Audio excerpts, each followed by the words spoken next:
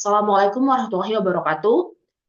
Berikut kami lampirkan laporan penelitian Unjani mengenai gambaran vaskularisasi mata pada tikus diabetik yang diinduksi aloksan dan diberikan nanogold. Laporan ini disusun oleh Dr. Awan Buana, SPM MKes, Dr. Diantinia SPM, Dr. Handi Hernandi SPM, Dr. Ike Hikmawati SPM, dan Dr. Arini Gaisa Atsari SPM dari Fakultas Kedokteran Universitas Jenderal Ahmad Yani.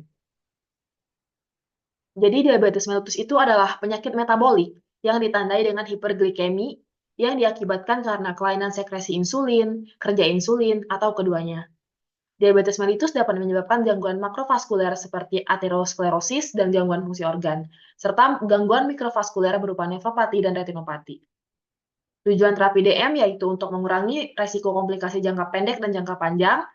Pelaksanaan farmakologisnya terdiri atas edukasi, nutrisi medis, dan latihan fisik. Sedangkan terapi farmakologis terdiri atas obat yang diminum oral dan suntikan.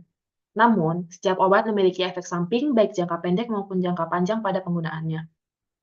Pengobatan nanoteknologi telah terbukti memiliki efek penting dalam mengobati berbagai penyakit fatal.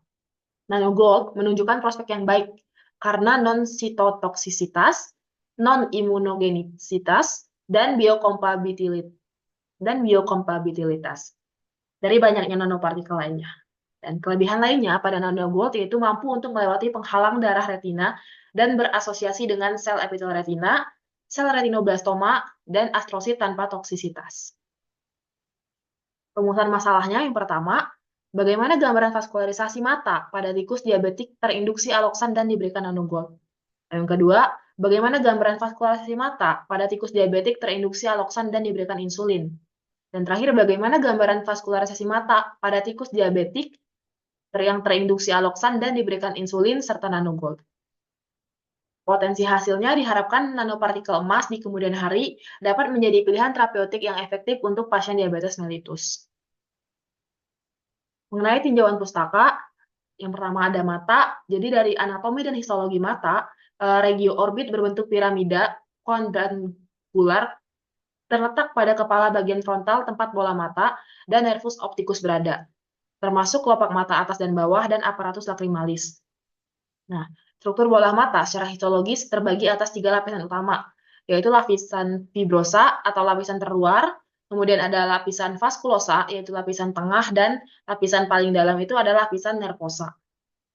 Pada lapisan terdalam terdapat retina yang terdiri atas sel batang dan kerucut.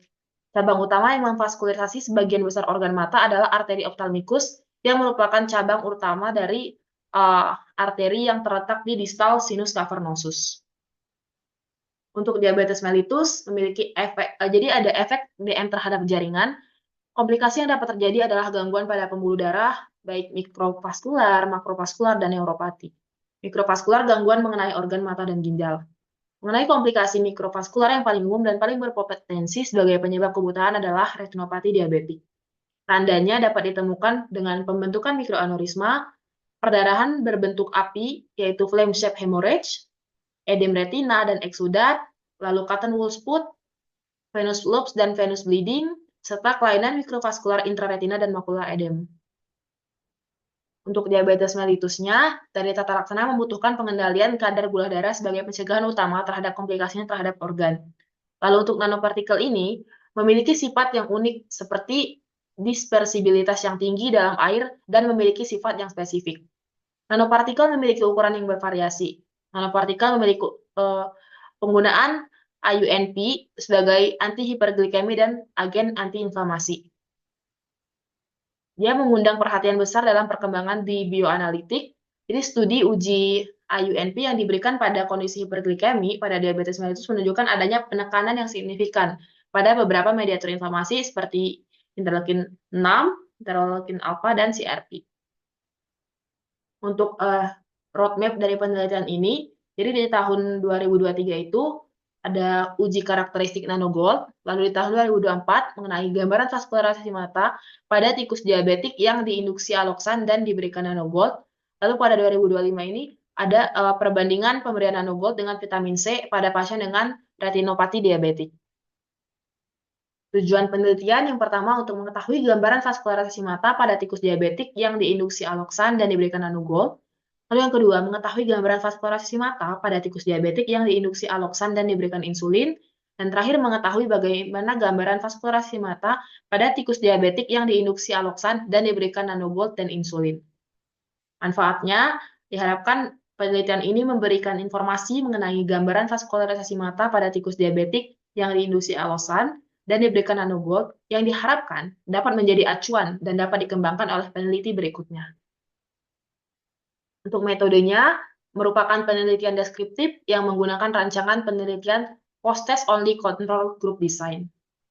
Subjek penelitian menggunakan hewan coba yang dipisahkan secara acak menjadi 5 kelompok, yaitu 3 kelompok perkelakuan dan 2 kelompok kontrol untuk melihat gambaran vaskularasi mata.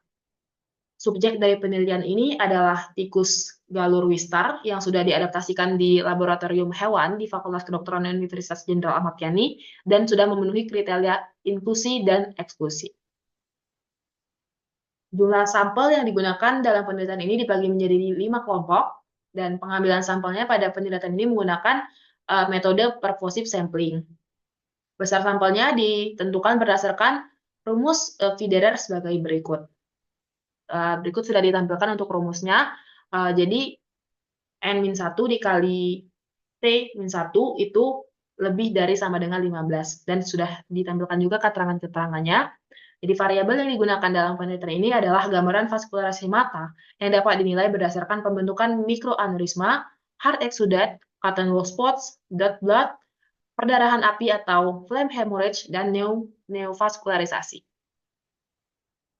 Lalu untuk metode penelitiannya, bahan yang digunakan dalam penelitian ini adalah emas murni, pelarut, reduktan kimia, stabilizer, tabung reaksi, pengaduk magnetik atau alat pencampur, alat pemanas, alat pemurnian, alat pengukuran ukuran partikel, inulin 5%, tikus galur wistar jantan, lalu ada pakan standar atau pelet, air minum, aloksan, hematoksilin eosin atau HE yang diperoleh dari Laboratorium Patologi Anatomi Unjani. Nah, kandang hewan dengan diameter 50 cm, kemudian ada botol minum, untuk hewannya neraca digital, mikroskop, sonde oral, spektrofatometer, dan lain sebagainya. Untuk prosedurnya, yang pertama kita lakukan pembuatan nanogold, lalu yang kedua pembuatan larutan aloksan, lalu yang ketiga pengambilan organ, yang keempat pewarnaan hematoksilin eosin, dan yang kelima perlakuan hewan coba. Untuk data ini dianalisis secara deskriptif. Data pengelolaan secara deskriptif menggambarkan vaskularisasi mata antar kelompok perlakuan dan akan dinilai berdasarkan pembentukan dari mikroaneurisma tadi, heart exudate-nya, cotton wool spots, dot blood, dan flare hemorrhage, serta neovaskularisasi. Penelitian ini juga akan diajukan persetujuan etik dari Komite Etik di Unjani dan menerapkan prinsip 3R, yaitu replacement, reduction, dan refinement. Penelitian ini juga dilaksanakan di laboratorium mikrobiologi, lalu laboratorium hewan, dan laboratorium patologi anatomi di Unjani, sampai dengan Februari 2025 nanti. Lalu untuk metodenya, jadi tikus sebagai hewan percobaan ini sudah memenuhi kriteria inklusi, kemudian kita lakukan adaptasi selama 7 hari dan memberikan air minum serta pelet, lalu 3 ekor dipisah dan diberikan pakan standar sebagai kontrol negatif, serta 12 ekor lainnya diinduksi aloksan secara intraperitoneal. Setelah itu, dilakukan pengukuran kadar glukosa darah tikus sampai mencapai lebih dari 200 mg per dl. Kemudian, untuk kelompok yang negatif itu, tikus yang diberi pakan standar untuk kontrol negatif. Nah, lalu untuk kelompok yang positif itu tikus yang diinduksi aloksan. Lalu ada kelompok P1, tikus yang diinduksi aloksan dan diberikan nanogold, serta kelompok P2, tikus diinduksi aloksan dan diberikan insulin, dan kelompok terakhir P3, dia diinduksikan aloksan dan diberikan kombinasi nanogold serta insulin. Nah, terakhir kita lakukan pembacaan gambaran vaskularisasi pada retina selama 4 minggu perlakuan. Untuk hasilnya, jadi pada kelompok kontrol di penelitian ini, tampak ada peningkatan GDS sejak hari pertama hingga hari ke-14. Kemudian mengalami penurunan hingga kadar terendah 230 mg per dl pada hari 18. Nah, untuk kelompok uji nanogold mengalami penurunan kadar GDS yang konsisten hingga hari ke-12. Pada kelompok uji insulin, median kadar gula darah pada hari ketiga pasca pemberian merupakan puncak tertinggi dari kadar gula darahnya, yaitu mencapai 559 mg per dl. Kadar gula menurun antara hari ketiga hingga hari ke-8, kemudian mengalami sedikit kenaikan, lalu ada prediabetes pada hari ke-12. Untuk gambaran histopatologi retina, jadi hasil yang berbeda didapatkan pada uji kelompok yang nanogold maupun insulin.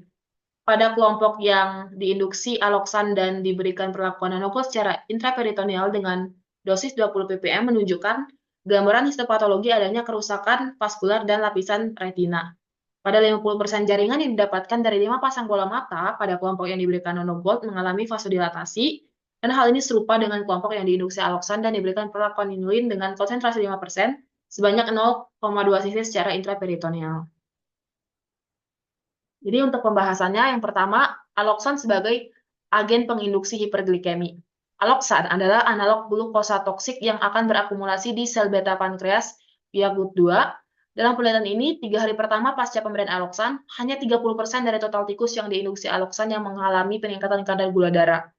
Hal ini sesuai dengan efek toksisitas aloksan yang bukan hanya secara langsung menaikkan kadar gula darah, melainkan melalui jalur kerusakan sel beta pankreas yaitu DM tipe 1, sehingga efek hiperglikemi tidak terjadi secara langsung. Lalu yang kedua, efek kadar gula darah terhadap nanogold dan insulin. Dalam studi literatur terhadap potensi nanogold terhadap tata laksana diabetes menyebutkan bahwa AUNP memiliki efek inhibisi dalam transformasi growth factor beta, antiglikasi, anti-ngeogenik, anti-hiperglikemik, antiinflamasi, dan antioksidan. Pada penelitian ini, hasil analisa pada kelompok uji nanogold menunjukkan rata-rata kadar gula darah belum mengalami perubahan yang signifikan pada hari kelima pasca pemberian nanogold. Setelah itu, baru terlihat penurunan kadar gula darah yang konsisten, sehingga efek inulin terhadap penurunan kadar gula darah lebih cepat terjadi pada kelompok ini karena insulin bekerja sebagai analog insulin. Kemudian yang ketiga, itu ada efek nanogold terhadap retinopati diabeticum. Retinopati diabeticum adalah kerusakan mikrovaskular progresif yang ditandai dengan adanya sumbatan arteri maupun kapiler retina yang disebabkan oleh kondisi diabetes mellitus. Terkontrolnya gula darah terbukti dapat menurunkan progresivitas kerusakan retina mata sebesar 76% dalam Diabetes Control dan Complication Trial atau DCCT di USA tahun 1993. Untuk kesimpulannya, jadi belum dapat disimpulkan bahwa nanogold memiliki efektivitas lebih besar terhadap mencegah komplikasi diabetik retinopati dibandingkan fungsinya sebagai agen pengontrol gula darah pada diabetes mellitus. Untuk sarannya, ukuran dan dosis efektif perlu dipertimbangkan untuk mendukung potensi AUNP yang besar untuk menjadi agen terapi yang efisien terhadap komplikasi diabetes. Selain itu, perlunya perhatian terhadap sensitivitas material nanogold, onset paparan hiperglikemi yang lebih lama, serta onset pemberian nanogold yang lebih lama. Untuk rencana penelitian lanjutan, kita meneruskan penelitian ini mengenai kadar antioksidan pada tikus diabetes yang diberikan nanogold. Untuk jadwal penelitiannya, dan terima kasih.